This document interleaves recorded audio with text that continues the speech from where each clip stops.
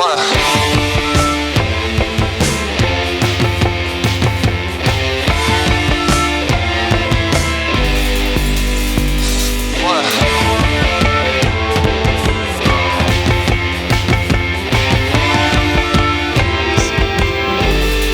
and welcome back to another episode of Front and Central. I'm Olivia Edwardson. And I'm Lexi Lindsay. In this week's show, we'll check out the senior night ceremony during Friday's football game. We'll delve into details about college night. And get the backstory on the new C Club solar panels. Plus, get all jiggy with a new piece of equipment in the weights room.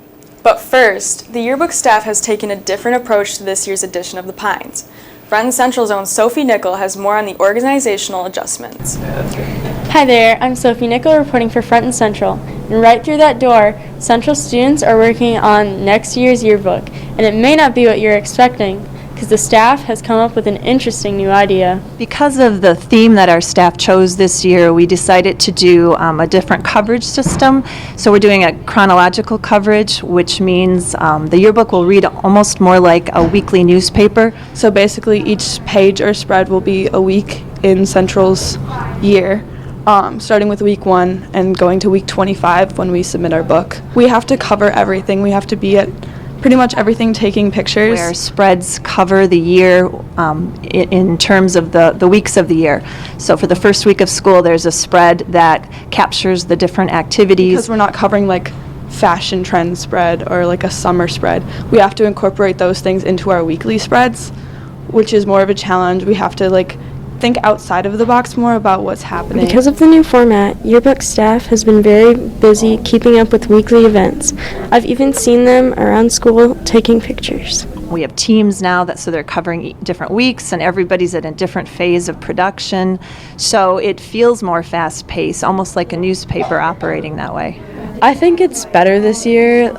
We do have bigger teams, but last year what we did is per every 2 people we had a spread. This year we have 5 people per team, and we have 3 spreads, so it's definitely a better situation. And it's all inclusive. It's including the academics, it's including what was going on in sports as well as student life and clubs and organizations. So we're also including JV and freshman sports this year to make sure that everyone's included in the yearbook. So it's a different approach. I think it's going to feel really fresh and fun and represent the year as it happened. That sounds like a great idea. Now I'll be able to remember the year more vividly because we'll have week-to-week coverage. Also, don't forget to buy your yearbook. You can stop by Miss Hunt's classroom, room 131, or stop by the yearbook room. Have a great day, Central. Thanks, Sophie. I'm really looking forward to the yearbook. It sounds like the changes will mean a lot more students and events will be included this year. Speaking of changes, you may have noticed the solar panels that popped up on Central's campus nearing the end of last year. Henry Hushke talked to members of C Club about putting the project together. Have you noticed the new solar panels outside of our school this year? Well, what if I told you they were put up by Central students in C Club? Reporting for Front and Central, I'm Henry Hushke. We did a lot of fundraising. We had a lot of individual donors. It was really nice. A lot of people came forward to help. Raised about $7,000 for the panels. They went up at the end of this summer. So they started installation in August, and we had the ribbon cutting ceremony on August 17th, so they were fully installed by then. They provide 1.7% of our school's energy usage, which doesn't seem like a lot, but it offsets about 20 metric tons of carbon. It does make a dent in our school's kind of impact. The estimates are that it's going to take about 25 years to repay the cost of the install for the solar panels, and so it comes out to about $2,000 to $3,000 each year of savings for us. I would say from conception to completion, it took about 2 years. So from the time that the original C Club members and founders came up with the idea and the end of fundraising and installation. So, what's next for C Club? Right now we're trying to be more member-driven, so if anyone does have any plans, they can feel free to come to our meetings. Thursday mornings, Mrs. Paul's room C183. Well, there's lots of things that are next for C Club. I think it's a student-run club, and so they choose the projects that they're working on, and so kind of around the room right now, they're all in their small groups working on their individual projects. Right now, C Club is going to be putting on recycling drives every month, and we're working on getting the details worked out. In October, we're going to be doing a battery drive, in which we'll collect batteries and we'll take them to the American Waste Recycling Plant in Kalkaska, where they will recycle them, and it's better than just throwing them away. Well, it certainly seems that both Central's environmental impact and C Club have brighter days ahead of them. Reporting for Front and Central, I'm Henry Hushke. If you haven't checked out the solar panels, they're quite impressive. Congrats to the C Club. It looks like they really know how to get things done. As you may know, last Thursday at NMC Great Lakes Academy, many colleges came to Traverse City to educate juniors and seniors about their school.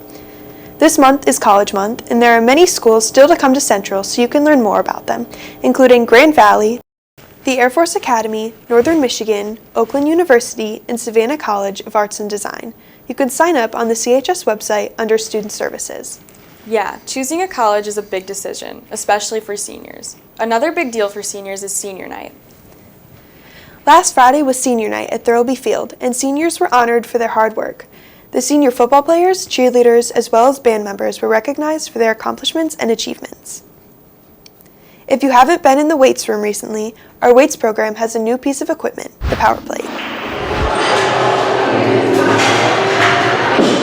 The power plate is like a really strong vibration, and you can control like where it goes to.